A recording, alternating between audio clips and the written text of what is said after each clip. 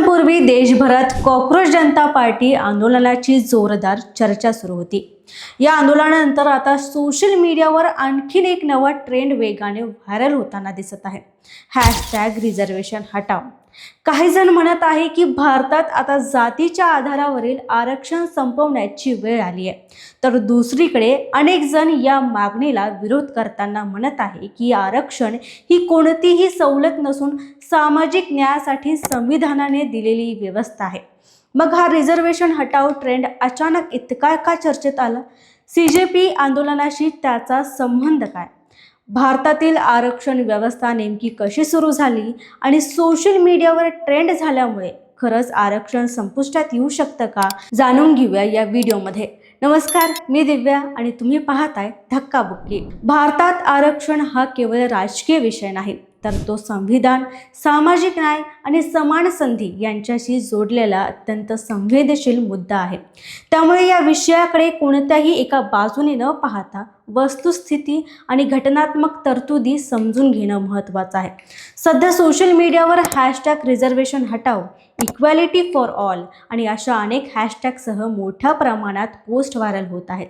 सर्वप्रथम समजून घेऊया की हा ट्रेंड अचानक चर्चेत का आला।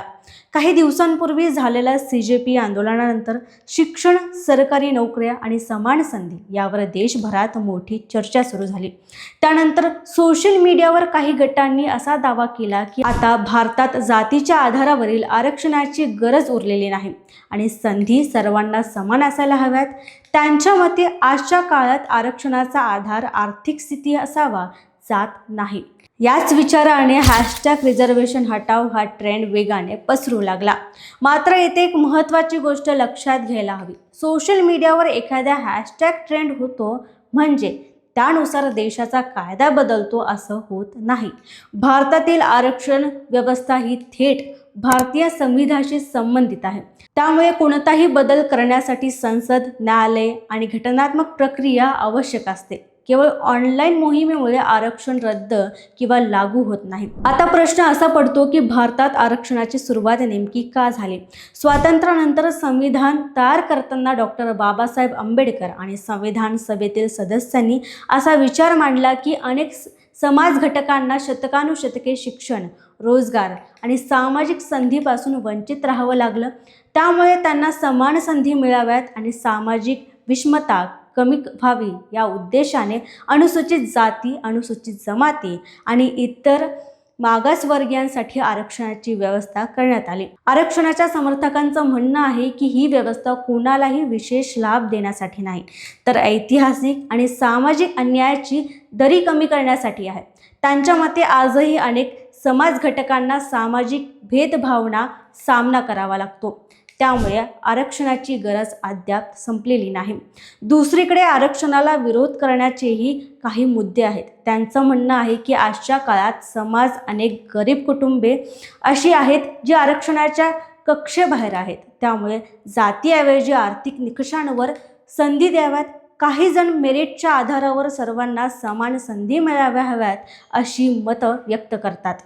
याच दोन भिन्न विचारांमुळे सोशल मीडियावर मोठी चर्चा सुरू झाली।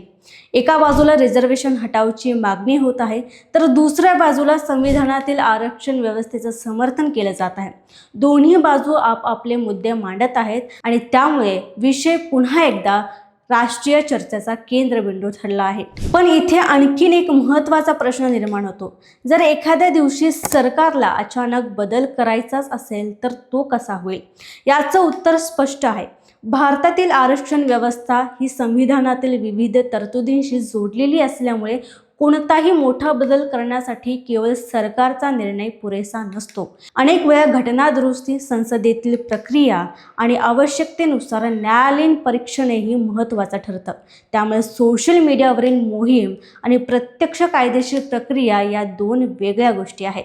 सध्या रिझर्वेशन हटाव हा ट्रेंड सोशल मीडियावर मोठ्या प्रमाणात चर्चेत असला तरी सरकारने देशभरातील आरक्षण व्यवस्था रद्द करण्याचा कोणताही अधिकृत निर्णय जाहीर केलेला नाही। त्यामुळे सोशल मीडियावर व्हायरल झालेल्या प्रत्येक दाव्यांकडे पडताळणी करूनच पाहणं गरजेचं आहे. एक गोष्ट मात्र निश्चित आहे, भारतात आरक्षणाचा विषय हा केवळ राजकारणापुरता मर्यादित नाही. तो सामाजिक न्याय, समान संधी, ऐतिहासिक वास्तव आणि संविधान यांच्याशी जोडलेला आहे. त्यामुळे हा विषय मतभेद असू शकतात, पण कोणतीही भूमिका घेताना तथ्य, कायदा आणि संविधान याचा आधार घेणं अधिक महत्त्वाचं आहे. तर ही होती CJP आंदोलनानंतर सोशल मीडियावर वेगाने ट्रेंड होणारा रिझर्वेशन हटाव मूव्हमेंट मागची संपूर्ण माहिती. या विषयावर विविध मतप्रवाह आहेत आणि अंतिम निर्णय हा संविधानिक व कायदेशीर प्रक्रियेतूनच होऊ शकतो. या संपूर्ण विषयावर तुमचं काय मत आहे? जाती आधारित आरक्षण कायम राहावं की त्यामध्ये बदल व्हायला हवा? तुमचं मत आम्हाला कमेंटमध्ये नक्की सांगा आणि हा व्हिडिओ आवडला असेल तर आमच्या चॅनलला लाईक, शेअर आणि सबस्क्राईब करायला विसरू नका.